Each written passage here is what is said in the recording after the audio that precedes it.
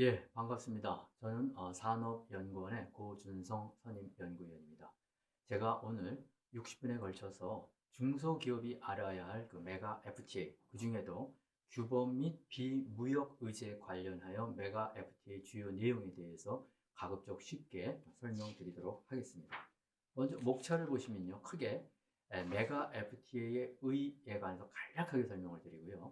그 다음에 이제 두 번째, 중소기업이 알아야 할 메가 FTA 주요한 규범 내용을 우리가 최근에 가입한 RCEP과 그리고 우리 정부가 가입을 결정한 가입 협의를 위한 협상 개시를 결정한 CPTPP 이 두 가지 협정의 내용을 중심으로 살펴보고 결론적으로 다시 한번 요약해서 중소기업이 이러한 메가 FTA 활용을 위한 몇 가지 제언을 드리는 순서로 설명드리고자 합니다.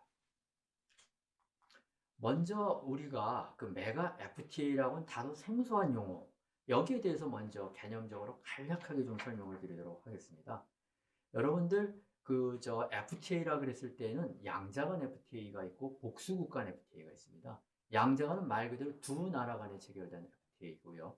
복수국가 간 FTA는 세 나라 이상 국가들 간에 체결된 FTA를 가리킵니다. 그런데 하나 알아둘 것은 우리나라가 그동안에 한 아세안, 한 EU 이렇게 FTA를 체결했죠. 그 체결 국가의 수를 보면은 EU는 지금 현재 기준으로 27개, 아세안은 10개 국가이죠.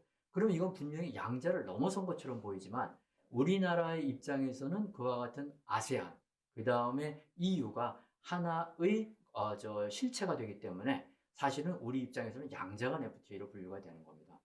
자, 이제 먼저 그 개념을 여러분이 이해하셨다면 그 다음에 메가 FTA는 또 뭐냐 했을 때 사실은 여기에 대한 어떤 법적 개념 같은 건 없어요. 그렇지만은 우리가 세계 경제 규모가 큰 한 4위까지의 국가, 예를 들면 미국, EU, 중국, 일본, 이걸 우리가 거대 경제권이라고 하는데 이 중에 나라가 참여한 FTA, 이제 이런 걸 우리가 말하자면 이제 그 효과가 그만큼 클 수 있기 때문에 이제 메가 FTA라고 분류하는 겁니다.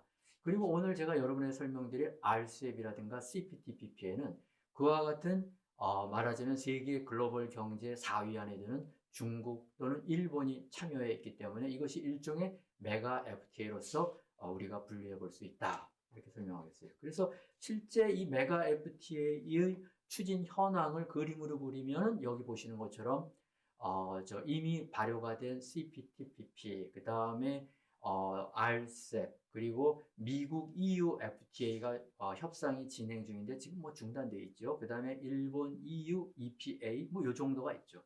그러니까 어찌 보면 지금 사실 RCEP과 CPTPP가 현 단계, 현 시점에서의 아주 주요한 메가 FTA라고 볼 수가 있다. 그 점에서 우리가 이 메가 FTA가 과연 우리가 기존에 타결된 17개 FTA와 어떻게 그 활용에 있어서 차이점이 있나, 그 내용에 있어서 또 어떠한 차이가 있나, 이걸 좀 오늘 살펴보자고 합니다.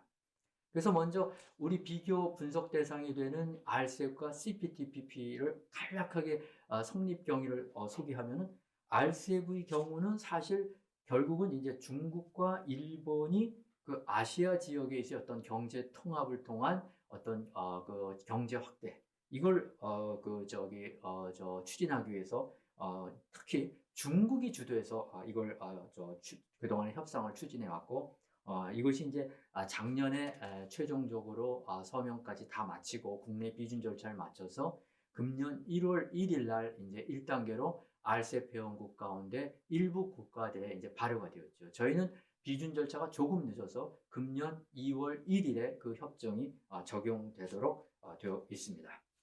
이제 여기서 우리가 RCEP 회원국이 지금 현재 15개 국가가 확정이 되었는데 여기가 아세안의 10나라, 그리고 중국, 일본, 우리나라, 그리고 오스트레일리아, 뉴질랜드 이렇게 이제 된 거예요. 다만 여기서 주목할 것은 원래 이 협상에 참여하였던 인도라고 하는 말하자면 하나의 큰 그 국가가 최종적으로는 RCEP 참여를 이제 거부하였죠. 그래서 어쨌든 그렇지만 일본과 미국 그리고 아세안 그 다음에 오세아니아 여기가 참여하는 복수 국가 간 FTA이기 때문에 상당히 의미가 있다.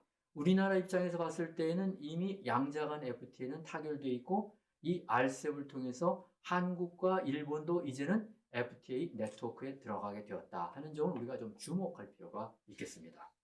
그리고 이제 또 하나 우리가 오늘 같이 함께 살펴볼 중요한 CPTPP가 바로 복수국 간 메가 FTA가 바로 CPTPP 협정이죠. 이 CPTPP 협정이라고 하는 것은 사실은 미국이 주도해가지고 사실 그동안에 추진해 왔었습니다. 그래서 TPP로서 추진이 되어 왔었고, 이것이 2015년 타결되었는데, 이 당시 우리나라 한중 FTA 협상이 진행되는 관계로 그 TPP 협상에 참여할 수 있는 기회는 그 당시 우리가 갖지 못하였어요. 그리고 이것이 이제 타결되었는데, 놀랍게도 이것을 주도하였던 미국이 트럼프 행정부의 출범과 더불어 이 TPP 협정의 탈퇴를 선언함으로써 사실은 이제 TPP가 그냥 그대로 사라지는가 했는데, 여기에 일본과 호주가 중심이 돼가지고 남은 국가들이 이 TPP 협정을 그대로 존속시키자 해가지고 이 사람들이 CPTPP로 명칭을 바꾸어서 미국이 빠진 11개 국가가 참여하는 말하자면 메가 FTA가 2018년에 먼저 발효되었습니다.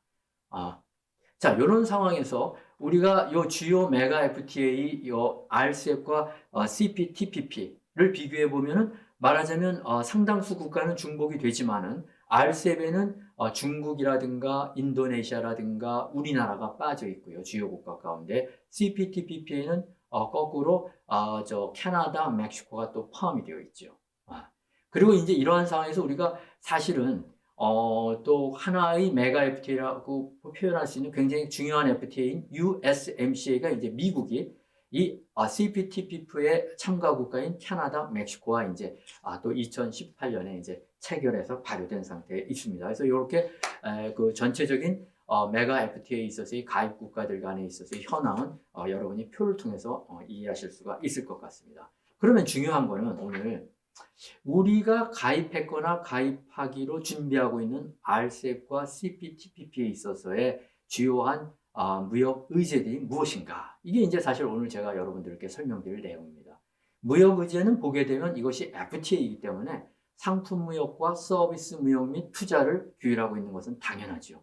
근데 여기서 우리가 하나 눈여겨볼 것은 그 상품 무역 챕터에서 이 원산지 규정 및 품목별 원산지 규정이라고 하는 게 있죠. 그래서 여러분도 상식적으로 FTA가 가져오는 가장 큰 혜택은 FTA 체약국 간의 상당 부분이 상품 무역의 관세가 철폐되는 것인데, 그와 같은 무관세 혜택을 누리기 위해서는 그 개별 FTA에서 규정된 품목별 원산지 규정을 충족해야만 되지 않습니까? 그런데 이 품목별 원산지 규정과 관련해 가지고 그 RCEP과 CPTPP에서는 굉장히 중요한 그 어떤 조항이 발견이 되는 거예요. 그게 이제 누적 조항이라고 합니다. 그래서 요건 제가 다시 바로 이 전반적인 개방 설명에 이어서 조금 더 구체적으로 설명을 드리도록 하겠어요. 그 다음에 통관 절차와 관련해서도 중요한 어떤 규정이 포함이 되어 있습니다.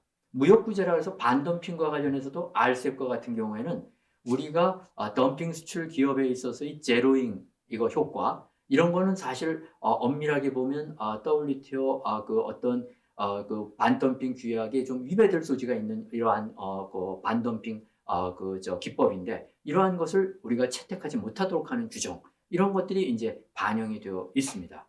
그리고 여기 보시면 표준 기술 규정 및 적합성 평가 절차, 우리가 흔히 말하는 무역에 대한 기술 장벽, 이것도 RCEP과 CPTPP에서는 기존의 WTO 관련 규정에 비해서 보다 더 무역을 자유화하는 쪽으로 규정이 포함이 되어 있어요. 그래서 이런 내용들에 대해서 오늘 여러분들께 간략하게 좀 소개를 드리도록 하겠습니다. 그리고 추가로 여기 비무역 의제라고 하는 것은 앞에 두 가지가 상품 무역과 서비스 무역이라고 하는 트레이드에 관한 무역 자유를 규정하고 있다면, 이 비무역 의제는 그 자체는 무역이 아니에요.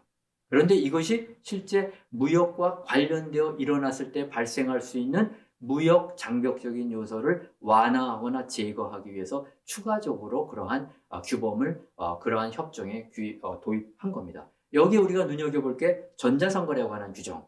근데 뒤에 다시 설명하겠지만 이것은 단순한 전자상거래가 아니라 디지털 무역에 관한 규정이라는 점에서 여러분들이 좀 이 규정에 대해서 굉장히 좀 숙지할 필요가 있다. 이해할 필요가 있다. 이렇게 강조하고 싶습니다.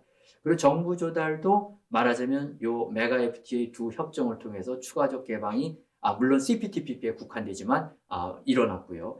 그리고 그 밑에 이제 정부 지배 공기업과 같은 경우는 CPTPP에 처음으로 이제 규정이 도입된 것이기 때문에 도대체 뭔가 이 내용이 이걸 좀 여러분들한테 간략히 설명을 드리고 오도록 하고 그 밖에는 보게 되면은 뭐 협력, 경쟁력, 그 다음에 개발, 또 중소기업이라는 챕터가 따로 도입이 되어 있어요. 그런데 이러한 내용들은 사실은 어떤 실체적 내용이라기보다는 이와 같은 어떤 중소기업이 FTA를 활용하는 데 있어서 그 FTA와 관련된 당사국들의 관련 법규라든가 정보나 이런 제공을 보다 더 원활하기 위한 그런 당사국들의 어떤 책임을 규정해 놓은 것들이에요. 그래서 실제 무역 자체에 대해 규정하고 있는 건 아닙니다. 그래서 이 내용들은 여러분이 협정문의 내용을 그냥 읽어보시기만 하면 이해할 수 있는 어떤 규범적 내용이라고 말할 수는 없는 거기 때문에 따로 추가로 설명을 드리지는 않도록 하겠습니다. 그래서 방금 제가 말한 그러한 규범 의제 가운데 여기 말씀드린 것처럼 원산지 규칙과 관련해 가지고 누적 조항 문제, 그 다음에 무역 원활화, 그 다음에 무역기술 장벽 이와 같은 건 사실 여러분들이 RCEP이 이제 2월 1일에 발효되거나 앞으로 CPTPP 가입 협상이 타결되면 여러분 실제 중소기업가로서 수출을 하는 데 있어서 실제 활용해야 될 내용들을 담고 있기 때문에 이건 좀 여러분들이 숙지해야 될 필요가 있고 그 다음에 이제 정부 조달이라든가 일부 챕터의 경우는 RCEP과 CPTPP에 모두 도입된 것은 아니고 CPTPP에만 반영되어 있는 것들이 있어요. 이런 것도 앞으로 협상 가입에 대비해서 먼저 간략하게 그냥 그 어떠한 내용들이 추가적인 시장 개방으로서 규정하고 있는지 그걸 좀 설명드리도록 하겠습니다. 그리고 이제 디지털 무역 같은 경우는 사실은 이 RCEP과 CPTPP를 통해서 그동안에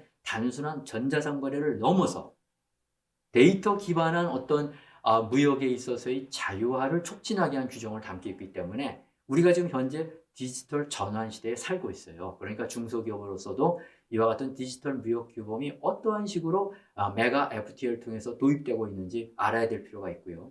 그리고 이제 아까 말씀드린 것처럼 공기업 규제가 도대체 FTA에서 왜 하냐?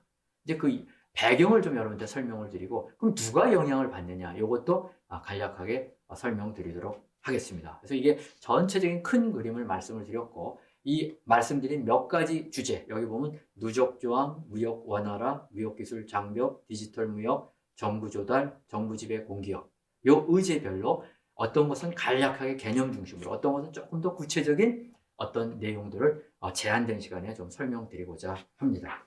그래서 먼저 이 누적 조항이라고 하는 건 사실은 저 말고 여러분들이 다른 특강 강사분을 통해서 원산지 규칙 시간을 통해서 또 개념은 설명을 드릴 거예요. 그런데 이게 사실은 산업적 관점에서 보게 되면은 우리가 이번에 2월 1일 발효받게 될 적용되게 될 RCEP이라든가 그 다음에 CPTPP가 제가 모두에 말씀드린 것처럼 복수국 간 FTA이면서 메가 FTA이면서 동시에 누적 조항을 또 도입하고 있기 때문에 이 누적 조항의 도입이라고 하는 것이 이번 그 두 가지 우리와 직접적 관련이 있는 협정과 관련해서 그 어떤 수출 효과가 있지 않을까 저는 그렇게 개인적으로 기대하고 있기 때문에 이 조항에 대해서 조금 더 좀 구체적으로 설명을 드리고자 합니다. 그래서 누적 조항이라고 하는 것은 사실은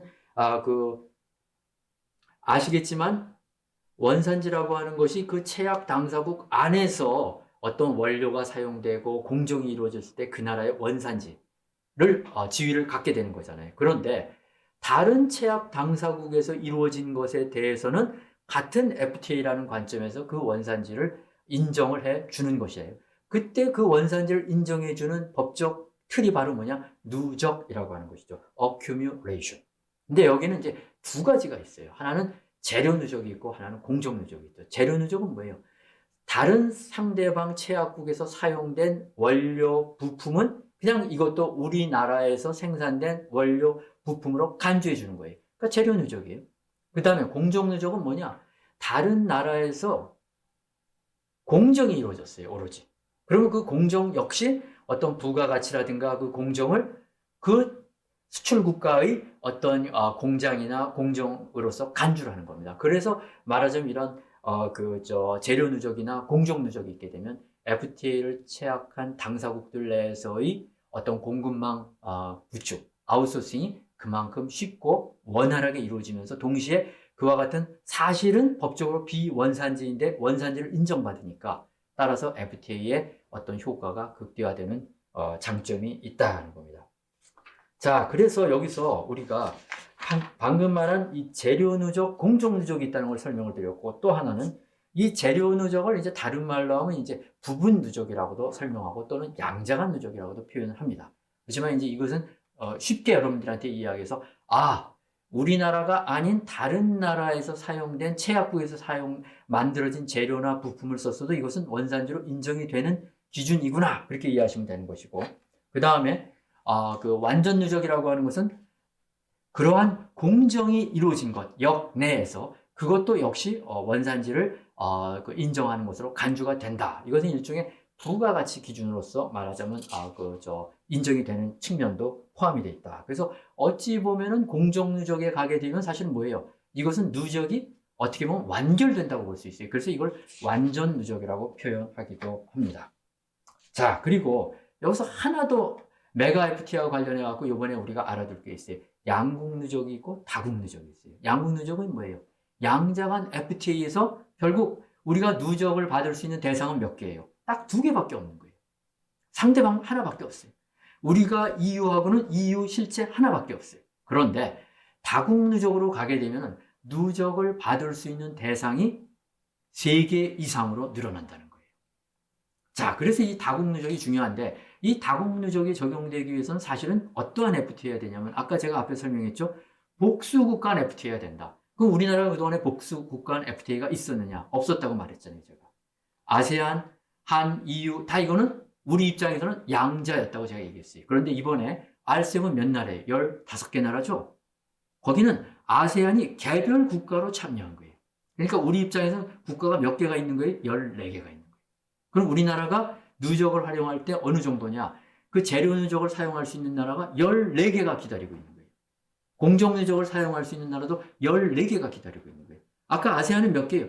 하나라고 제가 말씀드렸죠. 네, 하나라고.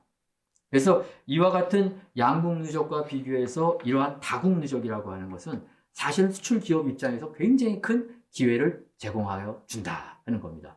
그래서 여기서 우리가 다국 누적이라고 하는 걸 설명드릴 수 있는 좋은 예가 RCEP은 15개죠? 그럼 우리나라가 일본에서 어떤 원료를 수입해다가 우리나라에서 만들어가지고 베트남에 수출한다? 그랬을 때 그것이 한국산으로 인정을 받을 수가 있게 되는 거예요. 영내산으로 인정을 받아서 우리가 무관세로 일본에서 해당되는 그 RCEP의 원산지 특례 규정에 따라 무관세를 받고, 또 우리나라가 다시 또 RCEP에서 인정되는 PSR에 따라서 또 원산지를 인정받아갖고 무관세로 또 다른 제3의 RCEP 회원국에게 상품을 수출하여도 그 무관세 대우가 계속 연장해서 우리가 갈 수가 있다 하는 것이죠. 그러니까 우리로서는 말하자면 RCEP 회원국 내에서 공급망이라든가 생산망이라든가 그다음 수출 국가를 무관세 대우로서 수출할 수 있는 그 대상이 아까 말한 것처럼 단순히 한 아세안처럼 그냥 10개지만 하나에게만 인정되는 것과 달리 이것은 14개 국가를 쪼개어서 다 인정이 되기 때문에 실질적으로 그 효과는 상당히 확대된다. 그래서 이 점에 있어서 여러분들이 이 누적 조항과 관련해 갖고 복수국 간 FTA에 따른 다국 누적이 적용되고, 동시에 여기에 RCEP과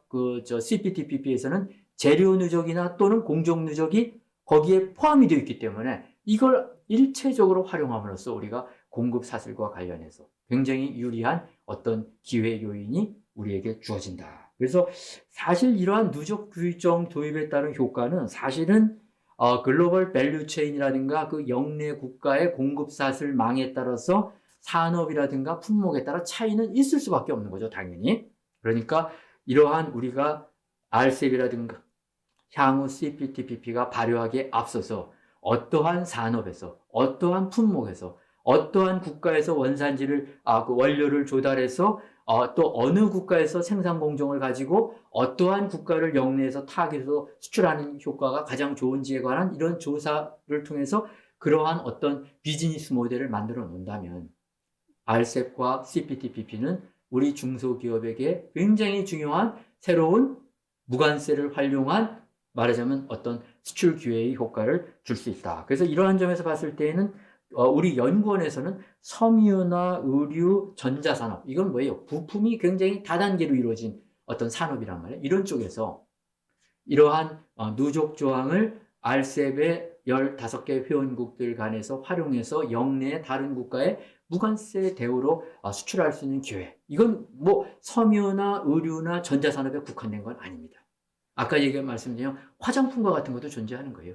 화장품과 같은 경우 우리나라 경쟁력이 있는데 일본에서 일부 경쟁력이 강한 부품을 무관세로 우리가 수입을 해서 우리나라에서 가공 공정해갖고 이것이 한국산 일본의 원료도 우리나라 원산지로 인정을 받을 수 있다고 아까 그랬죠. 재료 누적에 의해서. 그리고 이걸 우리나라에서 가공한 것도 또 이러한 우리나라 원산지로서 인정을 받아갖고 뭐 다시 제3의 베트남과 같은 RCEP 회원국에게 수출하거나 또는 중국에게 수출하거나 이런 식의 어떤 비즈니스 모델을 생각해 볼 수가 있지 않느냐 하는 얘기입니다.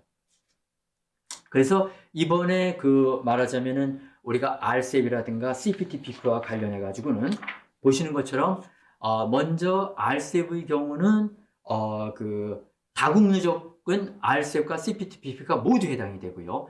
재료 누적의 경우는 RCEP과 CPTPP에 해당이 되는데 결국 아까 재료 누적을 뭐라 그랬어요? 부분 누적이라고 그랬죠. 그래서 RCEP의 경우는 현재 다국 누적이 적용됨과 동시에 재료 누적까지는 우리가 활용할 수 있는 기회가 지금 확보가 된 거예요. 그리고 RCEP 협정에서는 그 다음에 가공 누적, 아까 말하는 완전 누적에 대해서는 향후 협정이 발효된 이후에 검토하도록 되어 있기 때문에 현재 2월 달에는 당장 활용할 수는 없지만 언젠가 규범화돼서 그와 같은 가공 누적 기준도 활용할 수 있는 때가 올 거다. 이렇게 말씀드릴 수가 있겠고.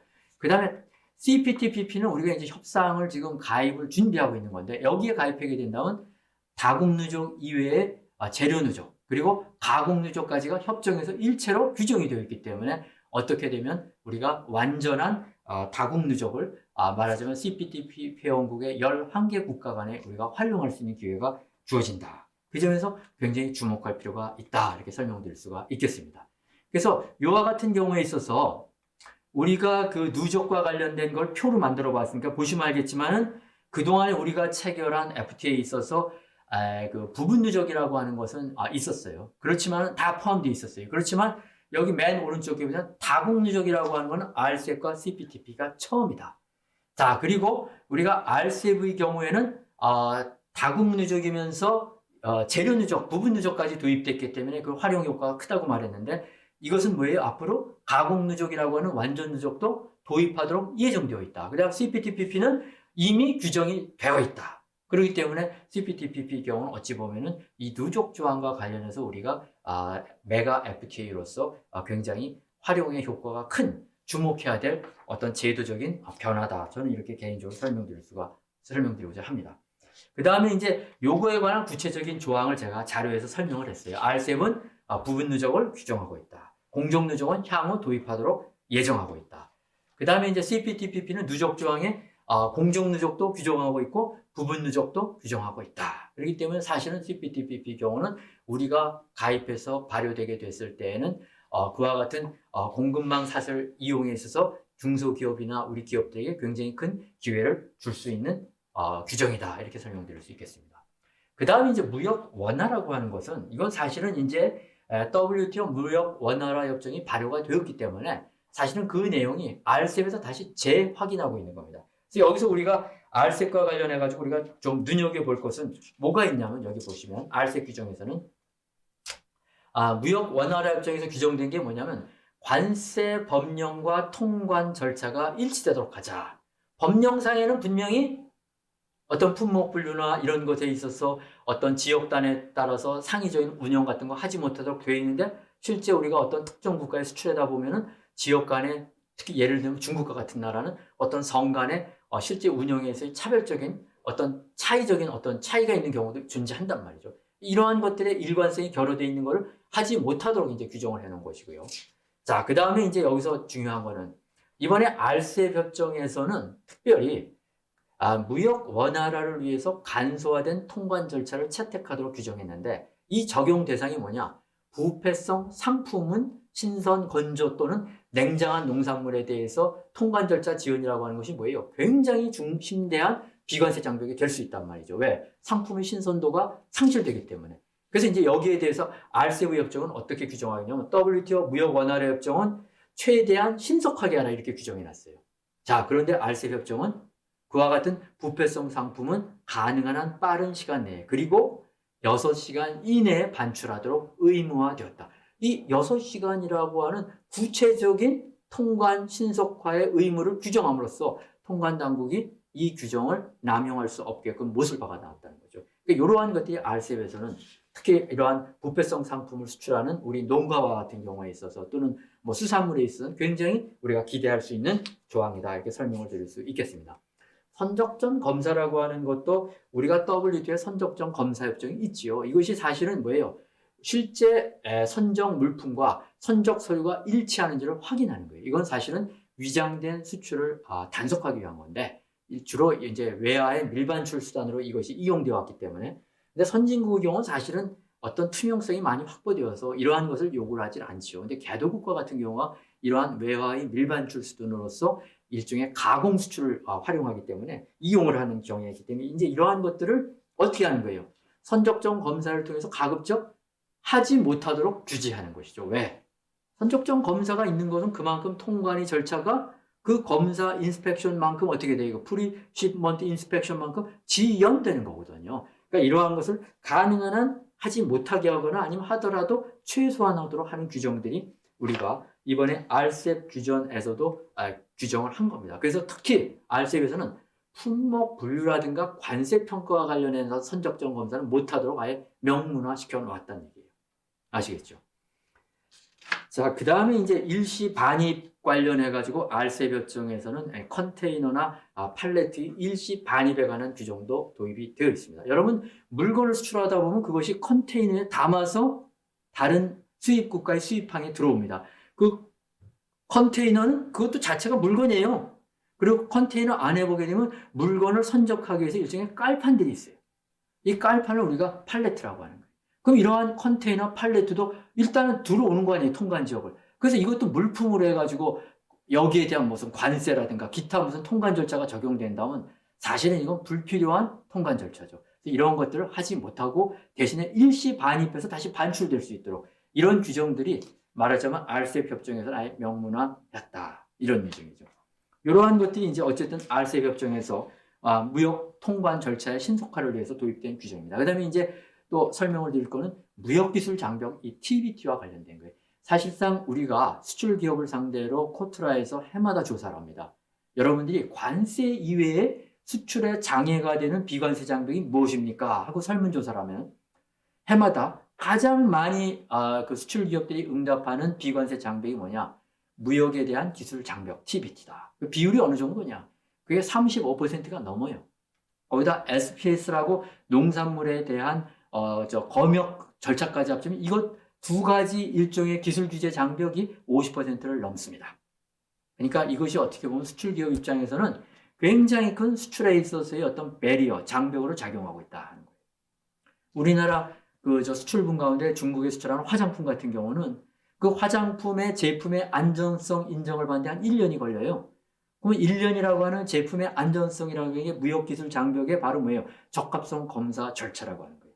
근데 여기 1년이 걸린다는 건 유행성 상품에 있어 1년은 뭘 의미하는 거예요? 상품성을 상당 부분 상실하는 거예요. 그러니까 이런 절차에 대해서 어떻게 하면 좋겠어요?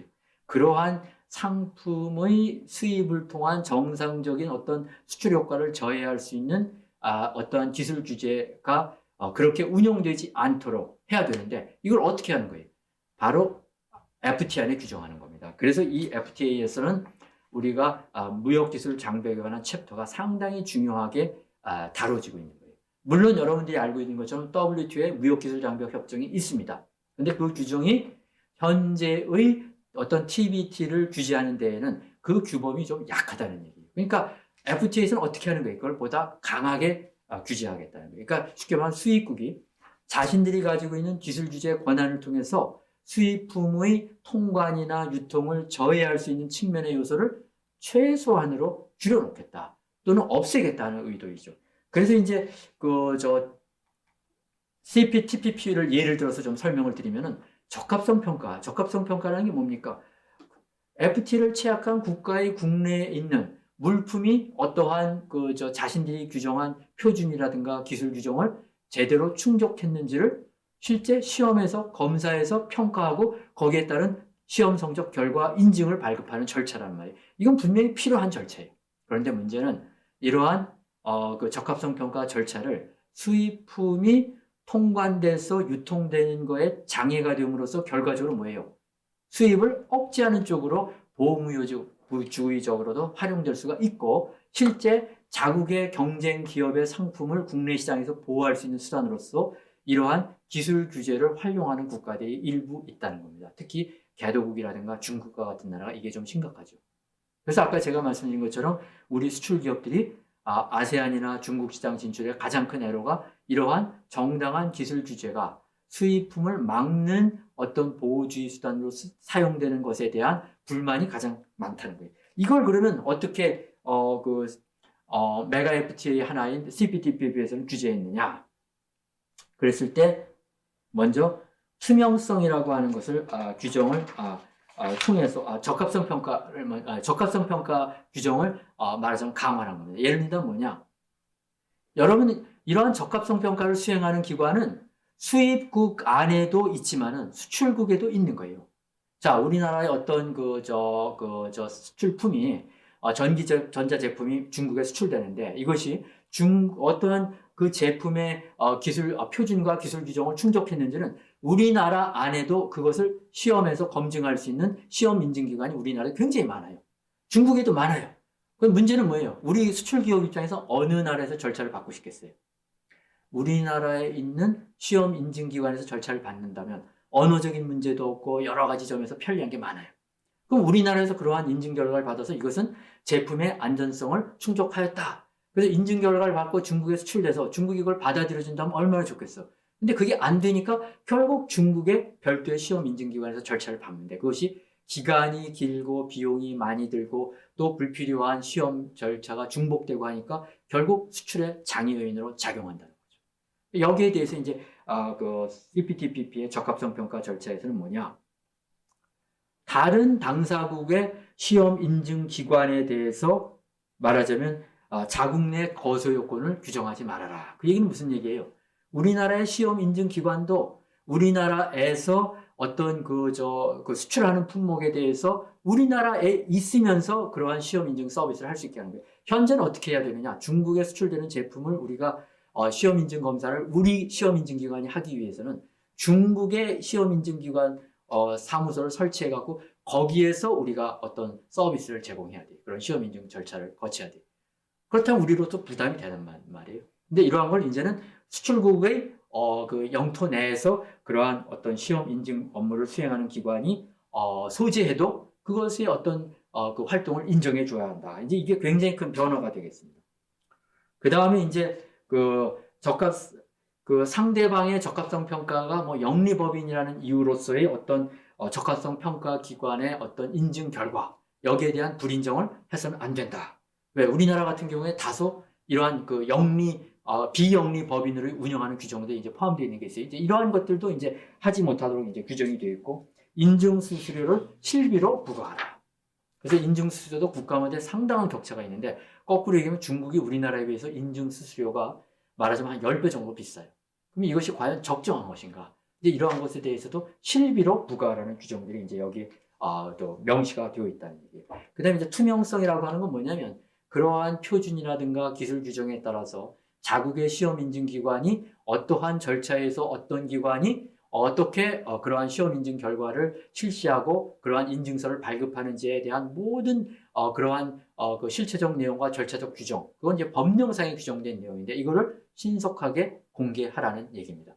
이건 당연하게 여러분이 생각하기엔 상식적으로 공개하는 게 아니냐인데 그동안에 이것이 제대로 수출 기업이 제때 필요한 정보를 사전에 알지 못한 경우가 많았어요. 그러니까 이러한 것들을 이제 투명성이라고 표현하는데 이것들이 이제 협정에서 규정이 되어 있고 또 하나는 이러한 기술 규제에 관련된 법 규정이라고 하는 것은 어떤 기술 변화에 따라서 수시로 개정이 되기 마련입니다. 이 개정이 되는 데 있어서 그 개정된 내용의 어떤 새로운 표준을 도입하거나 새로운 기술 규정이 도입되거나 했을 때 수출 기업도 하나의 그 적용의 피적용자이기 때문에 이해 당사자예요. 그러면 그러한 다른 당사국의 수출 기업들에게도 그러한 새로운 개정 절차에 참여할 수 있는 기회를 보장해달라. 이러한 것들이 이제 여기에 명시가 되어 있습니다. 그리고 이제 그 기회 보장 가운데 뭐냐면 새로운 절차의 도입에 대해서 다른 당사국의 이해 당사자인 수출 기업이 자신이 서면 의견을 제출할 수 있는 어떤 그 기간까지도 규정을 해놓은 거예요. 그래서 60일의 기간을 부여해서 그 기간 동안에는 수출 기업이 그러한 새로 도입되는 적합성 평가 절차 제도와 같은 것이 여기 문제가 있다면 그 문제에 대해서 자기가 어떤 컴플레인, 의견을 제시할 수 있는 그런 기회를 보장해주는 그런 규정들이 협정문에 포함이 되어 있습니다. 그러니까 이러한 모든 것들을 종합해보면 이러한 것들은 결과적으로 이것이 제대로 이행이 된다면 어떻게 되겠어요? 수출 중소기업의 입장에서는 앞으로 이러한 TBT라고 하는 무역기술 장벽에 따른 어떤 시간이나 비용이라든가 정보 입수라든가 그 다음에 어떤 투명한 운영에 있어서 그만큼 자신들의 이익이 침해되는 것을 줄일 수 있는 그러한 어떤 안전장치가 마련될 수 있다. 이렇게 말씀을 드릴 수가 있겠습니다.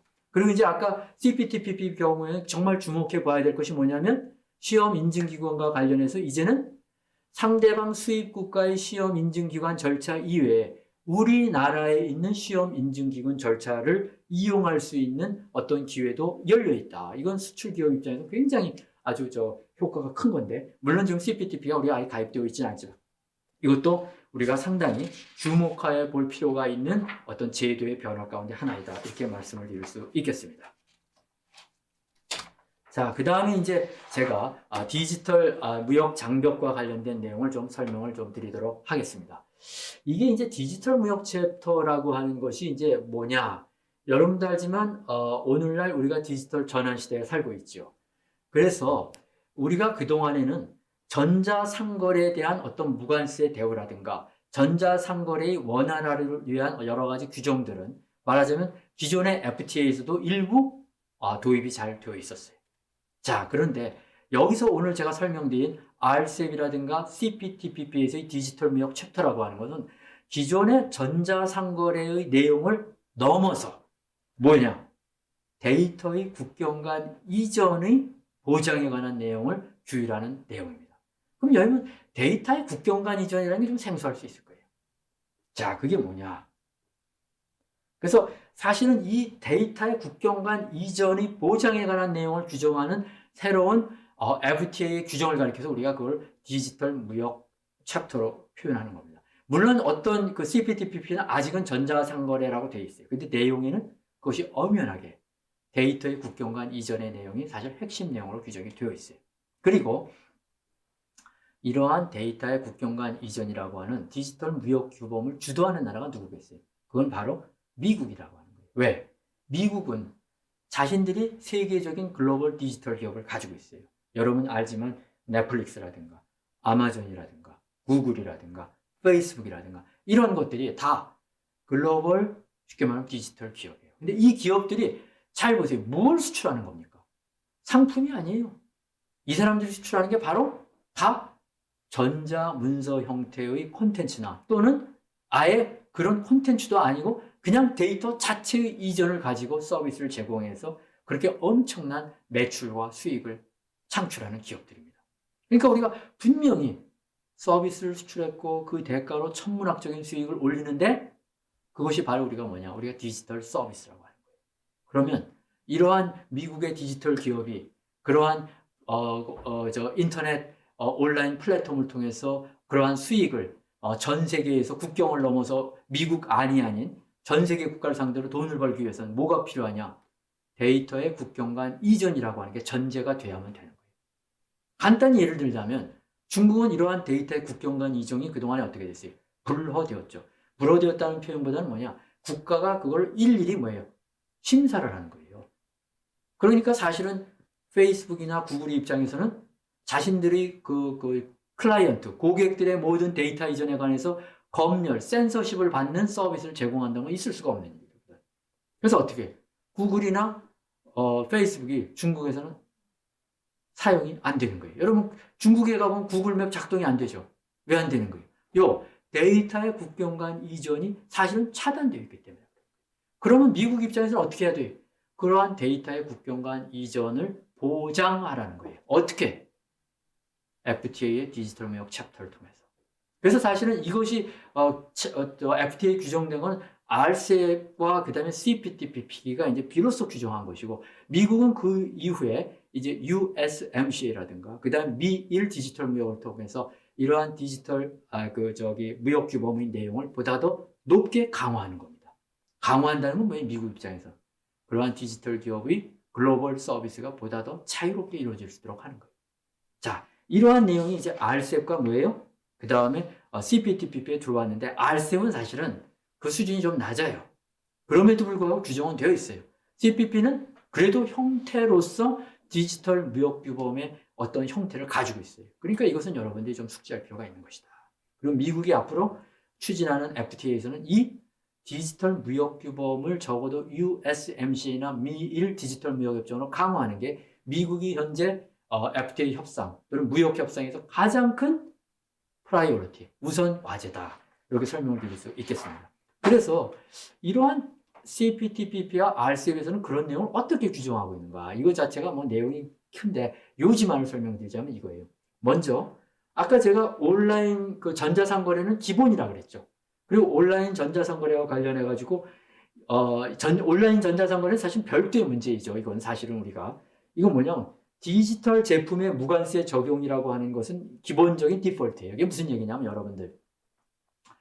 여러분이 어떤 영화 프로그램을 음악을 다운받고 거기에 대한 대가를 지불한다. 그럼 거기에 대해서 관세를 부과하느냐 안 하느냐. 여러분이 CD가 우리나라에 수입될 때, DVD가 우리나라에 수입될 때는 굉장히 높은 관세를 부과받아요. 그런데 내가 DVD라는 물체를 사는 게 아니라 그냥 인터넷을 통해서 DVD를 다운을 받았다. 제작자로부터. 그리고 그 피를 뭐 20불을 줬다, 10불을 줬다. 그럼 거기에 대해서는 관세를 부과하지 않게 약속이 되어 있어요. 이걸 이제 확인하는 거예요. 자, 이게 이제 우리가 디지털 제품에 대한 무관세다. 이건 근데 사실은 오늘날의 디지털 전환에서는 이건 상당히 초보적 단계예요. 오늘날은 이제는 콘텐츠를 굳이 다운로드 받을 필요가 없는 세상에 와버린 거예요. 여러분들은 여기서 디지털 무역에서 굉장히 중요한 건 말이죠. 바로 여기 나와 있는 국경 간 데이터 이동 보장이라는 거예요. 그럼 그게 뭐냐? 아까 얘기했잖아요. 데이터의 국경 간 이동이 뭐냐? 이 데이터라는 건 여러분이 넷플릭스를 제가 예를 들면 여러분 쉽게 이해가 갈 거예요. 자, 여러분들이 옛날 같으면은 헐리우드의 영화를 볼 때 과거 20년 전에 DVD를 수입돼서 그걸 사서 봤어요. DVD 플레이어가 있어야만 됐어요. 이때는 뭐예요? 상품이에요. 그리고 거기 관세를 받았어요. 굉장히 높은 관세를. 자, 어느 순간부터인가 그런 걸 인터넷 속도가 좋아지면서 뭐예요? 다운로드 받았어요. 그리고 다운로드 할 때마다 돈을 줬어요. 자, 어느 순간부터인가는 넷플릭스가 출연했어요. 오래되지도 않았죠, 이거. 넷플릭스가 출연한 다음에 어떻게 된 거예요? 스트리밍 서비스예요. 이건 다운로드를 받지 않는 거예요, 여러분들. 그냥 실시간으로 그냥 접속해서 자기가 그냥 시청하는 거예요. 하다가 중간에 바쁘면 스톱해놓고 다시 와서 보고 그래요. 이거는 어떤 다운로드 개념 자체가 존재하지 않아요. 나는 그냥 접속했고 그걸 시청할 뿐입니다. 이때 그 데이터라고 하는 문화 콘텐츠는 이미 스트리밍 서비스를 통해서 엄청난 데이터가 우리나라에 여러분 SK가 됐든 LG가 됐든 KT를 통해서 여러분이 서비스 받는 거예요. 자, 그리고 또 하나. 여러분이 넷플릭스를 사용하다 보면은 다음에 가입해서 들어갈 때 이상하게도 그 엄청나게 많은 콘텐츠 가운데 내가 보고 싶은 걸 찾아야 되잖아요, 원래는. 그런데 이상하게 다음 딱 들어가면 여러분이 보고 싶을 만한 걸 추천해 준단 말이죠. 그럼 그 사람은 무슨 기준에 의해서 여러분들한테 그와 같은 보고 싶은 어떤 드라마나 영화를 추천해 줍니까?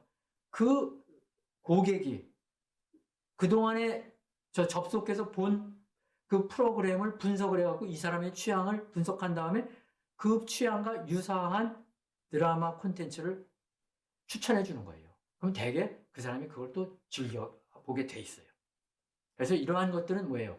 여러분이 그와 같은 넷플릭스를 이용하면서 사용된 정보예요. 그럼 무슨 정보입니까? 그게 퍼스널 인포메이션이라고 해요. 개인 정보죠. 그 개인 정보도 사실은 뭐예요? 데이터예요. 퍼스널 데이터일 뿐이지. 그러면 사실은 그 개인 정보는 함부로 쓰면 안 되는 거예요. 여러분 이용 정보이기 때문에. 일종의 이건 프라이버시거든요. 일종의 여러분이 개인 정보라고 아까 말씀드린 것처럼.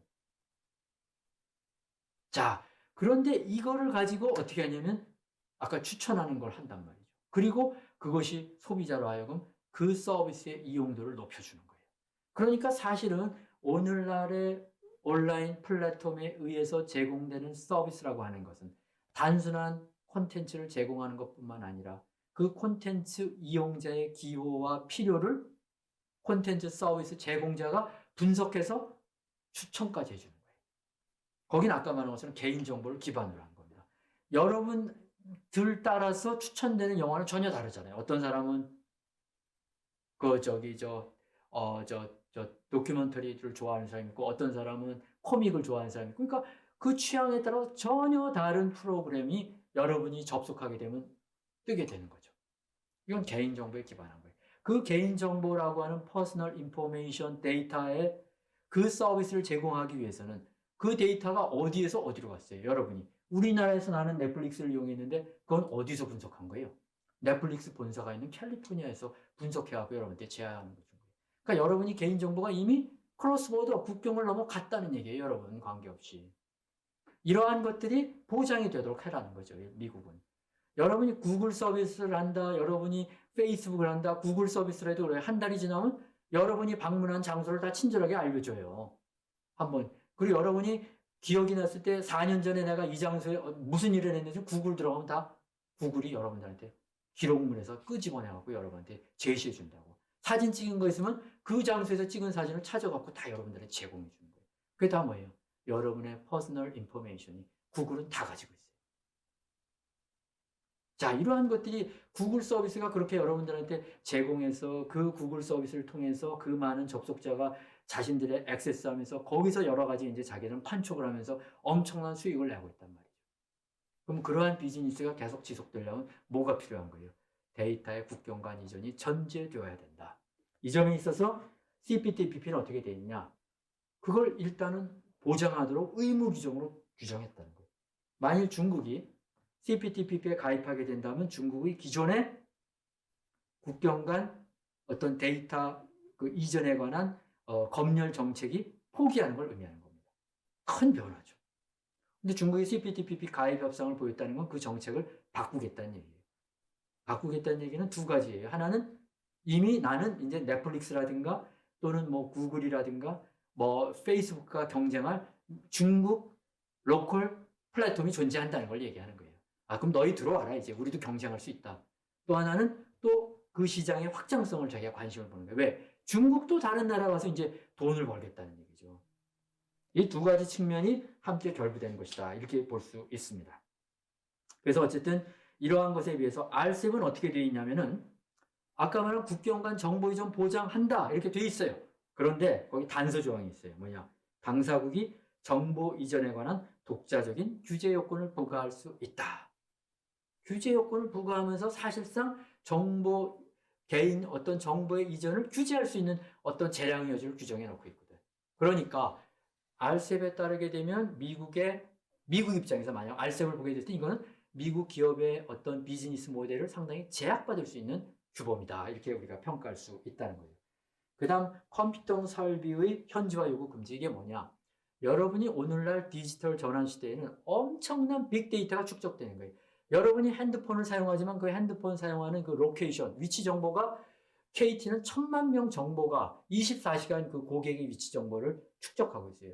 그러면 이걸 빅데이터라고 하는 거죠. 이 어마어마한 정보를 그 사람들은 어떻게 해요? 스토리지, 저장하고 관리해야 돼.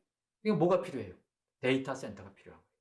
그런데 이게 무슨 얘기냐면 구글이 우리나라 고객에게 그 서비스를 제공하려면 우리나라 안에 그러한 데이터 센터를 두라는 요구예요. 근데 여러분도 알지만 오늘날 데이터 센터가 장소를 불문하면 장소에 국한됩니까? 아니죠. 인공위성과 그 다음에 데이터 센터가 지구상에 몇 개만 있으면 다 커버가 되는 거예요. 그러니까 구글과 같은 경우는 거점에만 가지고 있지 국가마다 자기네가 데이터 센터를 유지하지 않는단 말이죠. 왜? 충분히 가능하게 지구를 커버할 수 있어요. 모든 것에. 그런데 이러한 것을 요건을 부과하게 되면 결국 디지털 서비스를 제공하는 기업 입장에서는 부담이 되는 거예요. 왜? 넷플릭스도 그럼 여기에 무슨 데이터 센터를 둬야 되나? 엄청난 부담이죠. 그러니까 이런 걸 하지 말라고 하는 겁니다. 자, 그래서 여러분도 알지만 사실은 이러한 데이터 센터라고 하는 것은 아마존의 웹 서비스라든가 MS라든가 이런 그 거대 기업들이 전 세계를 상대로 이러한 빅 데이터 센터를 운영하고 있죠. 네. 이럴 때 이게 뭐 국가마다 뭐 100나라, 200나라 이걸 설치해야 되는 거예요? 아니란 말이에요.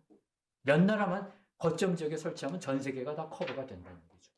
그래서 여기에 나와 있는 그러한 것들을 어떻게 되는 거예요? 디지털 무역협정에서 규정하는 거예요. 그런데 RCEP에서는 여기에 대해서도 필요한 경우에는 통신의 보안 및 기밀성 보장을 위해서 컴퓨터 설비 사용 또는 위치에 관한 독자적인 조치 요건을 부과할 수 있다. 그러니까 말하자면 그 RCEP의 당사국이 컴퓨팅 설비에 대해서 자국 내에도 설치하도록 일부 요건을 부과할 수 있다는 그런 단서 조항이 있죠. 그런데 CPTP는 그게 없다는 점에서 보다 더 미국 입장에서 말하자면 디지털 무역 규범이 높은 수준이라고 평가할 수가 있는 겁니다. 그리고 그 밑에 다음 페이지 보면 이제 전자상거래 국내 규제 이런 규정은 이제 아까 말한 것처럼 있지만 그다음에 전자인증, 전자서명, 온라인 소비자 보호, 개인정보 보호, 스팸 메일 차단 뭐 이러한 것들이 거기에 다 규정이 되어 있습니다. 핵심은 아까 말한 것처럼 뭐예요? 국경 간 데이터 이전의 보장과 또한 이러한 사업자들의 컴퓨팅 설비의 현지화 요구를 해서는 안 된다. 이게 어찌 보면은 새로운 디지털 전환 시대, 온라인 비즈니스의 활성화를 위한 디지털 무역 규범이 그 채약 당사자에게 요구하는 핵심 의무 조항이다. 이렇게 이해하시면 될 것 같습니다. 그래서 여기 전자상거래 챕터는 어찌 보면은 제가 말했죠. 디지털 무역 규범에서는 이건 초기 규범이다. 그래서 여기서는 뭐 아까 무감세 같은 거 그런 거 뭐 크게 이미 다 확립되어 있는 내용이고요. 정말 중요한 건 뭐냐? 그래서 결국 RCEP이라든가 CPTPP의 전자상거래 챕터는 그것이 기존의 온라인 이커머스가 아니라는 게 그건 당연히 들어있고 중요한 거는 데이터의 국경 간 이전에 대해서 국가가 가질 수 있는 규제 권한을 못하도록 막음으로써 뭐예요? 디지털 기업이 국경을 넘어서 채약 당사국 안에서 안정적으로 서비스를 제공할 수 있는 보장을 해주라는 얘기죠. 그래서 여기서 이제 아까 말한 그 데이터 이동 이런 거는 그래서 아까 말한 것처럼 이러한 디지털 서비스 기업의 경우는 콘텐츠라고 하는 원래의 서비스 이외에 아까 말한 기타 뭐 큐레이션 서비스와 같은 게 가능하다. 그래서 실제 그럼 여러분이 궁금한 게 그러한 비대면 서비스 사업이 뭐가 있는가? 이게 중기부가 작성한 건데 보게 되면 스마트 헬스와 관련해서 원격 의료와 같은 것이 거기 포함이 됩니다. 교육과 관련해서 온라인 교육이 포함돼요. 그 다음 온라인 교육 콘텐츠도 마찬가지예요. 이거 우리나라에서 제작해갖고 그냥 그 상대방 국가에서 다운받거나 아니면은 그 스트리밍으로 서비스 받으면 되는 거예요. 그 다음에 스마트 비즈니스도 마찬가지죠. 스마트 금융이라고 하는 거. 그 다음에 여기 보면 원격 근무라고 하는 거 나와 있죠. 여러분들. 자, 여러분들 요즘 회의할 때 제가 여러분들하고 지금 어떻게 하고 있어요? 비대면 강의하고 있죠. 언택트 지금 강의하고 있잖아요. 이 온라인 강의할 수 있는 것이 바로 뭐 때문에 가능한 거예요? 이러한 것들은 줌 같은 걸 통해서 가능하게 된 거예요. 그죠? 그러니까 이러한 것들이 새로운 비즈니스를 창출한 거예요. 그렇다고 해서 줌이 여기에 한국에 무슨 뭐 데이터 센터를 뒀습니까? 한국에 무슨 오피스를 갖고 없어도 서비스가 가능한 거예요, 이제. 그 다음에 또 하나 보면 엔터테인먼트는 이미 우리에게 생활화됐죠. 게임이라든가 콘텐츠. 그래서 OTT 같은 경우는 넷플릭스, 뭐 이런 디즈니 플러스 뭐 다 있죠. 또 우리나라에도 왓챠와 같은 것이 이미 일본이나 동남아에 가고 있고. 이런 것들이에요. 그래서 지금 이제 사실은 앞으로 이제 영화관은 거의 많이 없어질 거예요. 왜? 이미 이제는 영화는 영화관을 가서 보는 게 아니라 그냥 OTT를 통해서 자기가 집에서 그냥 보는 거예요. 그 다음 물류유통을 보게 되면 여러분도 알지만 뭐 쿠팡이라든가 배달의 민족이라든가 다 해주잖아요 지금. 그죠? 이런 것들.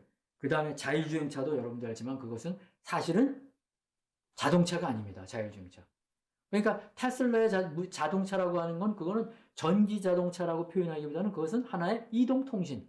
그 자체가 모빌리티예요. 정보 기반은. 그 다음에 비대면 기반으로서 가상현실 같은 거. 심지어 최근엔 메타버스까지 나오죠. 실제 자기가 현장에 있는 것처럼 모든 것을 만들어주는 거예요. 이 모든 것들이 뭐에 의해서 가능한 거예요? 데이터의 이전을 수반하는 서비스들이라는 거예요. 실제 현실은 아닌데 실제처럼 모든 거래가 다 이루어지잖아요. 단지 우리가 대면하지 않았을 뿐이지. 그죠? 여러분이 요즘 온라인 뱅킹 한다 그래갖고 통장이 없어갖고 뭐가 잘못되는 거 있어요? 아무것도 없죠. 그게 온라인 뱅킹이 기존에 하던 것보다 더 편리하면 편리하겠지. 자, 이러한 것들이 모두 우리가 말한 것처럼 데이터에 기반한 그러한 서비스가 제공이 된다. 그 시대에 우리는 들어갔다. 이렇게 설명을 드리겠습니다. 그래서 어쨌든 간에 우리가 이러한 디지털 무역 규범은 그 안에 뭐예요? 데이터의 국경 간 이전을 수반하고 그 국경 간 이전의 데이터에는 콘텐츠 이외에 개인정보도 포함되어 있고 그 개인정보라고 하는 것은 사실은 아까 그러한 어떤 개인의 보다 맞춤형 서비스를 제공하는 데 필요한 정보 활용이 분석이 수반되는 것이다. 그래서 이제 그걸 우리가 뭐 큐레이션 서비스라고 한다.